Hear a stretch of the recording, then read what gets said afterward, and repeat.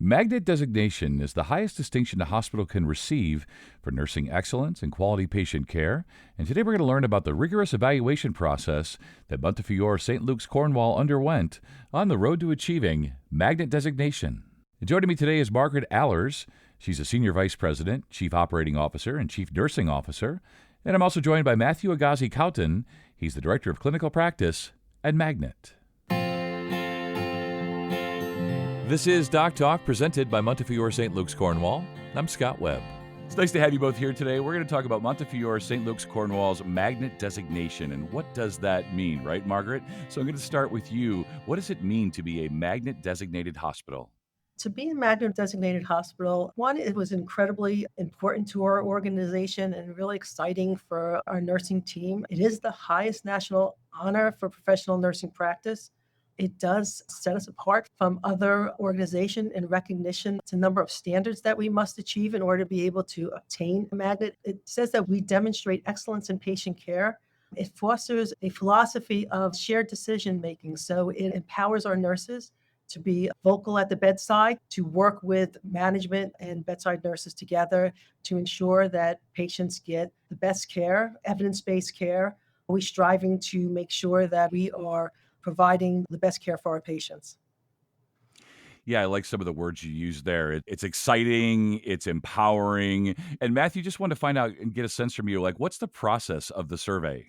Sure. So the journey to Magnet is actually a process that takes place over the course of 4 years. So during that 4-year time frame, we are in the process of not just doing staff outreach and education and involvement with the councils and committees that we do, but a large part of what myself and Sue Curry do is we write to all the processes and the standards that Magnet asks us to meet. So there's nearly 100 different standards that a Magnet organization has to meet or exceed in order to be considered even eligible. So there's a very large document that we write. Each one of those standards gets a personal, individualized story that really exemplifies or highlights the work of not just the nurses, but really the interprofessional team here at the organization. That document is then submitted to the Magnet Commission for a full review, in which they read through everything and the evidence and the outcomes that we've supplied them as evidence of all of the wonderful work that we've been doing. If it's approved, then we move to what they call the site visit, which is when they actually have a number of surveyors come in, and they are all professionals and experts in their fields, all in the nursing realm of things. Some are nurse scientists, some are leaders at other organizations, and they actually come on site. And it's basically is your money where your mouth is. They come in and they say, okay, great, you've met all these wonderful standards. We want to see if it's truly enculturated and make sure that this is the work that's really being done. So over the course of 3 to 4 days, they're actually on site in the facility, and they take time to meet with all of the different Magnet councils and the nurses that are involved in those councils, in addition to meeting with patients, providers, and community members to really just see not just the nursing perspective, but what is the perception of the community of the work that the hospital is doing as well. So once that site visit is concluded, a report is written and it is sent again back to the Magnet Commission, who makes the final determination. And then they will notify us, which they have, and award us with a Magnet designation. Yeah, so as you say, Matthew, it's a long process, very comprehensive, that they come on site, all of that. So, Margaret, then how did MSLC achieve this? Like, how does it work, and how did you all get this designation? First, I want to say that it is a recognition. There's only 8% of the hospitals in the country that have been able to achieve Magnet. So it doesn't just come because we say we want to apply. There's a lot that we have to do in order to be able to achieve it. And it's really about changing the culture within the organization. There's a recognition that the bedside nurses and management together need to work together in order to be able to achieve these standards and achieve these outcomes. And so it's sort of a recognition that the nurses at bedside have an important voice because they are closest to the patient. So they know what's working and what's not working in terms of process. And it means that we need to be able to work very closely together in order to be able to change processes and change what we do in order to be able to continuously improve outcomes. To me, this recognition, it does validate that our organization met those rigorous national standards for nursing leadership, for patient-centered care, for innovation in order to be able to achieve the outcomes.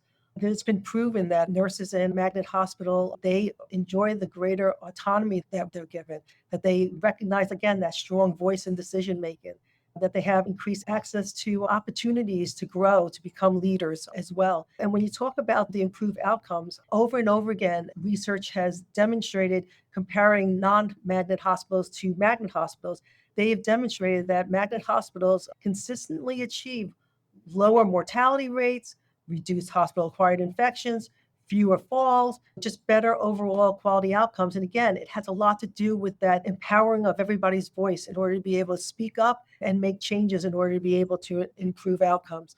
This has been an incredibly, I say important, but a very exciting award for us to have received. And we went on this journey, we signed the application in December of 2017. From my perspective at that time, the culture was here. We continue to keep growing, and it's not a given that you achieve magnet because you will apply for it. The survey was very rigorous, and you have to show and demonstrate those improved outcomes and beat the benchmarks. Right. Yeah, as you say, it's long, rigorous, certainly exciting. Want to bring Matthew back here at the end. And Matthew, just have you talk about the exemplars this time around. What were they? Sure. So we were really proud and pleased that we had a total of 9 exemplars. And what an exemplar means is that basically we have outperformed even the magnet standards as it relates to patient outcomes or excellence in our programs and patient care. So the magnet standards already exceed most of the current regulatory body or state regulation as far as benchmarks go. It really holds you to a higher standard too. So to exceed even the magnet standard for that, it is something to be very proud of. So like I mentioned, we had a total of 9. And when it comes to quality metrics, it means that you have to have 8 consecutive quarters of performing at 100%. So with that, we had outperformed in falls with injury, hospital-acquired pressure injuries, catheter-associated urinary tract infections, central line-associated bloodstream infections, patient burns, surgical errors, courtesy and respect as far as communication and treatment with patient perception, and our no-wait emergency room department model, with special highlights to a couple of the programs that we have down in the ED, including a substance abuse and PRX program, which has really been tremendous for our community.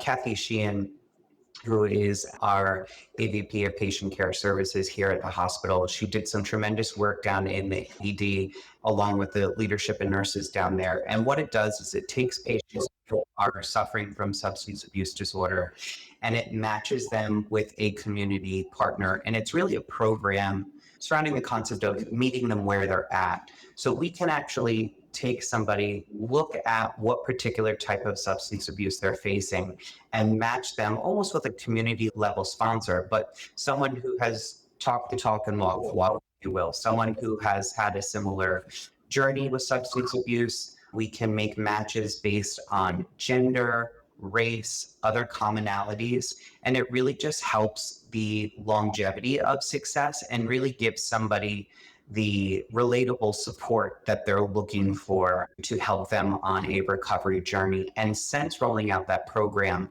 our community has seen a 19.5% decrease in our fatal overdoses. So that's great. Really, really impactful for our local community, and really just has made such a wonderful difference that we've seen with our substance abuse population. Yeah. And if I could just circle back to our no-wait ED model, we actually rolled this out a number of years ago. We do not utilize our waiting room in our emergency department.